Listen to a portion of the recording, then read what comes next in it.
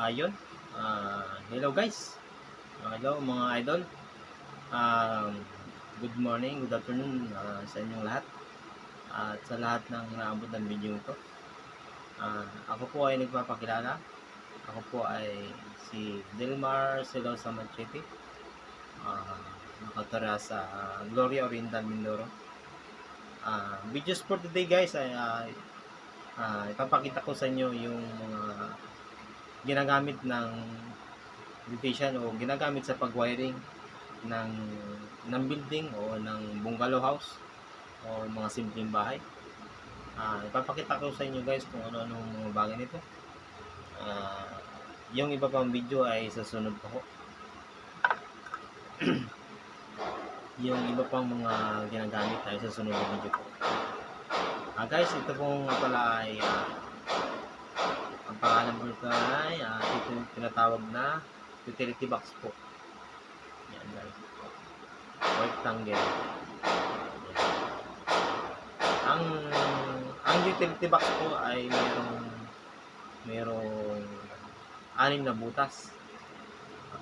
Kita as you can see guys, ito isa, dalawa, tatlo, apat, 5, 6. Yan. Ang utility box ay ginagamit po ito sa lagayan po ng switch. Kung ang switch po, kung ang ilaw ninyo ay isa, ay isa lang ang switch po. Tinatawag po ito na common term ay one gang switch. Ito guys. Sa sunod na video ay papakita ko sa inyo yung ginagamit na switch po. Okay? Yun po ang purpose ng utility box. At ito ay ginagamit din po guys sa lagayan po ng outlet sa wall. Ito guys, tinitiktik po ito sa wall. Binabound doon, tapos yun yung semento, dun ito maglalagay ng outlet or saksakan. At ganoon din po sa switch, yung malapit po sa pinto. Ito, binabound din po sa wall para malinis. Guys. At meron pang isa guys.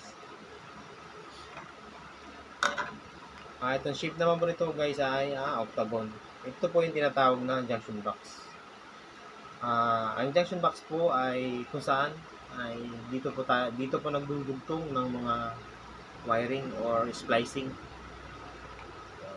Ang junction box po ay may 4 na butas. Yan guys, makikita nyo. Yan, bawat kantuhan. Yan guys. May 4 na butas po. Okay. Ang junction box po ay kung saan dito po naglalagay ng mga PVC. Yan guys, makikita nyo. PVC, P5 or flexibles. Yan po ang kadalasan ginagamit po sa pag-wiring. Yung mga tubo na ginagamit. Yan guys, makikita nyo. May mga taklo po yan guys. Tinatanggalan po yan. Doon po sa may DIY. Yan guys, makikita nyo. Yan. Isang ka lamang libre po sa tutorial na ito. At yung isa naman po ay junction box din guys. Kung meron pong octagon ay meron pang isa. Meron namang square junction box. Ito guys. Ang square junction box ay merong 12 butas. Pang maramihan ito guys, mga idol.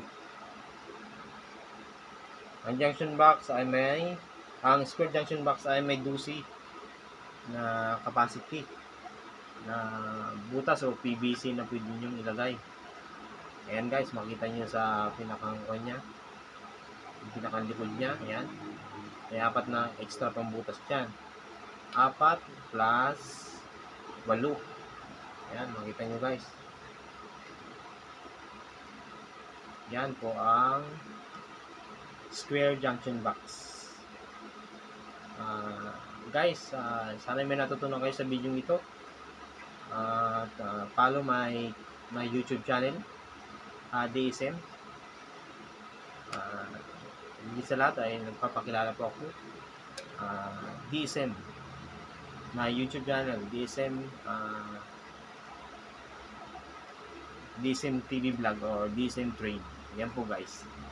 Yan po ang aking channel. So muli, nagpapasalamat.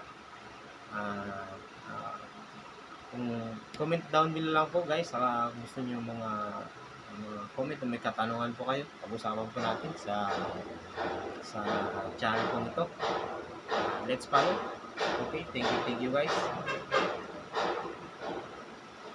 Peace out.